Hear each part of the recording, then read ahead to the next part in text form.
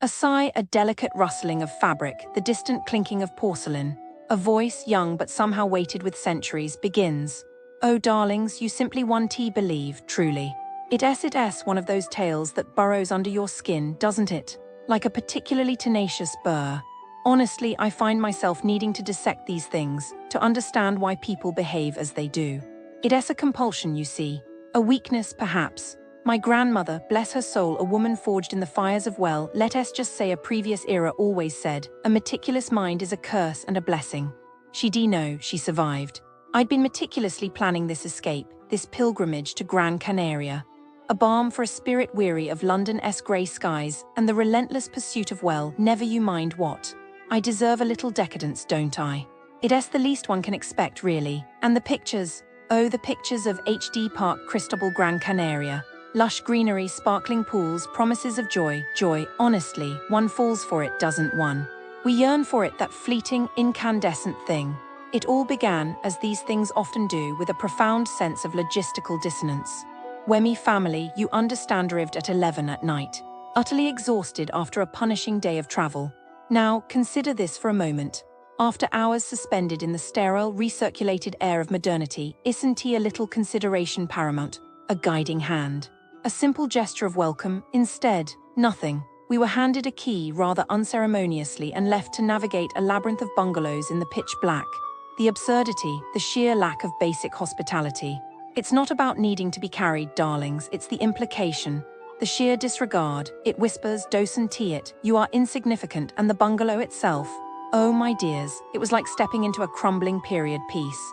A poignant reminder of fading grandeur. The door, it wasn't merely bent, it was compromised. A testament to violence, perhaps, a past transgression. You could, and I am not exaggerating, put your hand through the gap. The physics are quite alarming, you understand. A simple application of force could bypass the locking mechanism entirely. It's a breach of security, of course, but more profoundly, it's a breach of trust. I felt vulnerable.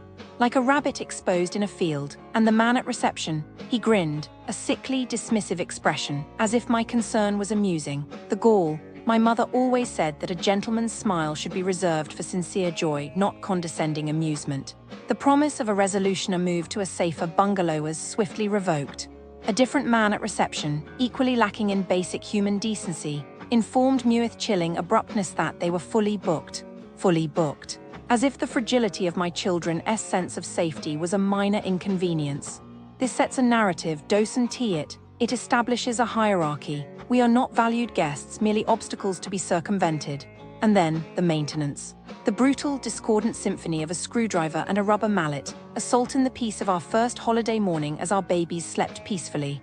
Imagine, they weren't attempting repair, mind you. They were violently manipulating the doorframe, laying it on the ground and jumping on it. Literally, jumping, like some sort of bizarre, absurdist performance art piece. It wasn't fixing anything, it was exacerbating the problem. It symbolized something far more insidious, didn't it? A disdain for our comfort, a willingness to sacrifice our peace of mind for the sake of what precisely? Laziness, incompetence, a fundamental lack of empathy, the food. Oh, the food.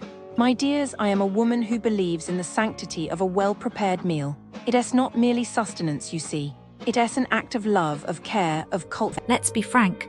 The businesses surrounding the Parque Cristbal Gran Canaria, they've left me feeling rather deflated.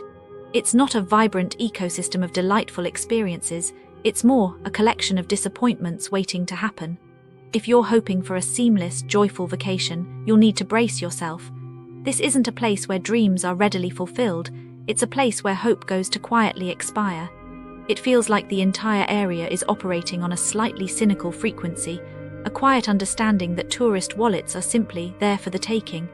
And it's not just one bad apple, it's a pervasive sense of compromise. A compromise on quality, on service, on basic human decency. I've spent hours sifting through accounts, and the picture that emerges is unsettlingly consistent. Let's start with the Yumbo Centrum. Now on the surface, it's presented as a hub of shopping and dining, but the overwhelming sentiment is discomfort, a disconcerting feeling of being observed. Many have noted it feels geared toward a very specific clientele, a rather relentless pursuit of attention.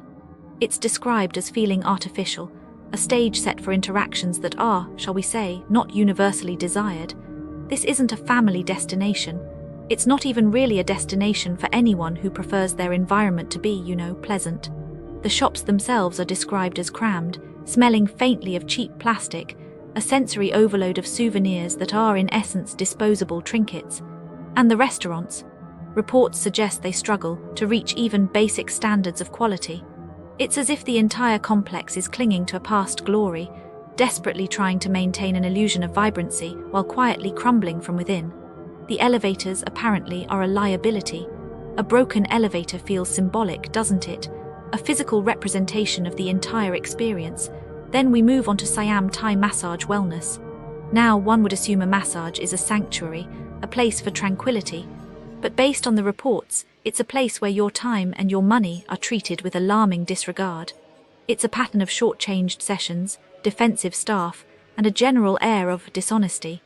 One review detailed a situation where the masseurs apparently conducted part of the session while the client was asleep, then insisted the full time was completed.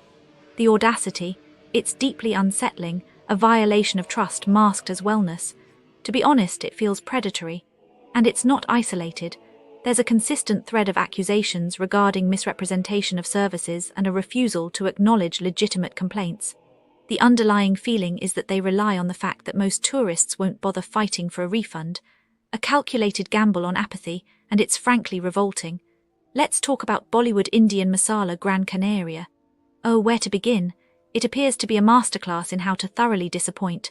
The reports are grim: closed kitchens, borrowed gas, ancient food, tiny portions served with an almost aggressive indifference. One guest recounted receiving a sizzler that wasn't sizzling and contained more mushrooms than chicken. Mushrooms? In a chicken tikka, it's a culinary transgression. The tales of aggressive sales tactics and questionable hygiene are particularly alarming. It's not just that the food is bad, it feels actively disrespectful to both the cuisine and the customer. The combination of substandard food and a frankly chaotic atmosphere paints a picture of a restaurant desperately clinging to life, trading on a reputation it clearly no longer deserves. And the owner apparently is not above a spot of verbal abuse if you dare to question the price. It's a place where your taste buds and your self-respect go to die. Now Caf Mozart, this is where my heart genuinely aches. A beautiful location, promising a delightful breakfast, reduced to a catalogue of errors. Burnt food, moldy milk, unbelievably slow service, and staff who seem actively opposed to the concept of customer satisfaction. It's a tragedy. To have a setting with so much potential squandered by such flagrant incompetence, it's genuinely upsetting. It feels like a deliberate act of negligence, a profound lack of care. I find it profoundly sad that such a lovely space is allowed to fall into such disrepair. And the complaints about the treatment of customers attempting to resolve issues, the rudeness, the dismissiveness, it's just unacceptable. It's not about the price of a coffee, it's about the principle. It's about treating people with basic human decency. Then there's Eiffel Bar. The reports paint a picture of, oh, HotelTour Gran Canaria sounds nice, right? But let me tell you, some things here are not so nice. I was just looking, and scams here, they just make me sad. Why do people do this? Tourists come for fun, and then boom, somebody tricks them. It's not fair, Okay, so first businesses here, some are too good to be true. There was this one place, a real office, not some shady guy on the street. They had events, big ones, hundreds of people. And they told everyone, download this app, invest, you'll be rich. But no, it was a pyramid thing, a crypto scam. So many lost money tourists too because they didn't know. They just wanted fun, maybe make a little extra cash, and now, gone. I think the people who fell for it, they probably cried. Imagine saving for a holiday, then poof, money stolen. And the scammers probably ran, but police caught some good, but still so many hurt. And then businesses here, some act so friendly. Come in, trust us, but you can tea. There was this other thing, fake shops, selling amazing deals on stuff that doesn't even work. Or timeshares, you here for 2 weeks, why would you buy that? But they pressure you, make it sound perfect. And then, you stuck with nothing. I bet some tourists just gave up, went home sad. And the scammers, still there probably, it's just mean. Like why? Oh, and street sellers too, some are nice, but some. They LL switch real money for fake when you ray not looking. Or help you with an ATM and oops, your card is gone. I hate that. It has just HD Parque Cristbal Gran Canaria is beautiful, but some people ruin it. And I don't get it why take from happy people. You ray on holiday, you should feel safe. But no, some just want to steal your smile. And that ass really sad.